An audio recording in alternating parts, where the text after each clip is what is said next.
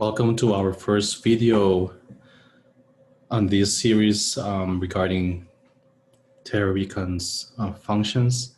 This is just for basic navigation, mouse functions, and the panels.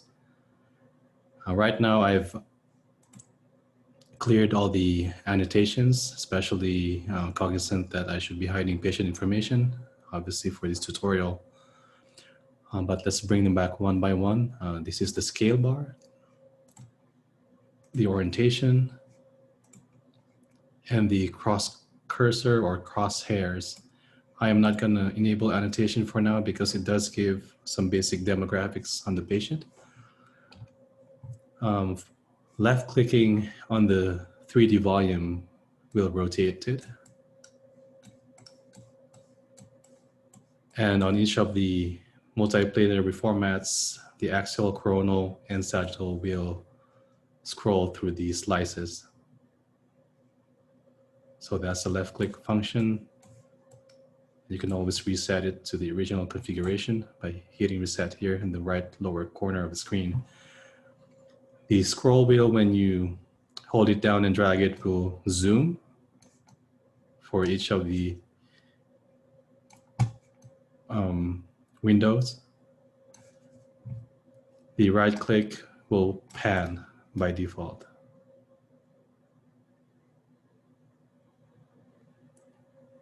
Okay. Here you have, as an option, that again, the left click is defaulted to scrolling on the multiplanar reformats and rotating here on the 3D. You can change the left click default to window and level here, pan, zoom, and rotate, which only works for the 3D. But to window and level without having to change the default of the left click to this window and level icon, you can just hold down the left and right click buttons and you'll be able to window and level. And obviously the multiplanar reformats are synced. You can do the same on the 3D. You'll notice when I'm windowing out all the way that there's actually more data than what is displayed on the original kind of 3D volume appearance. So that's important to bear in mind, that you can, just by window and leveling, just like on the multiplanar reformats, you can highlight certain structures, bring out certain colors as well on the 3D volume.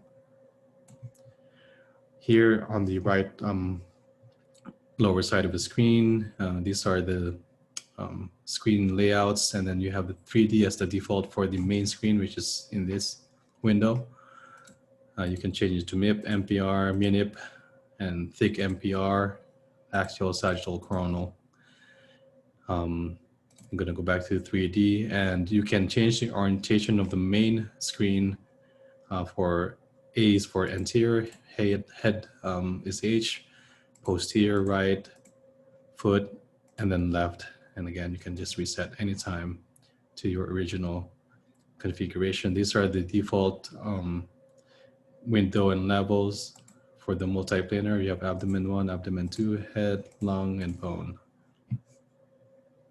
All right, and then on the upper right part of the screen,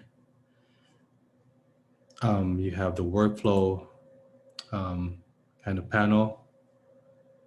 And right now I have the cardiac workflow activated, but there are multiple workflows. I mainly use cardiac, CTA, abdomen and pelvis, or volume browse. Volume browse is like a generic kind of workflow.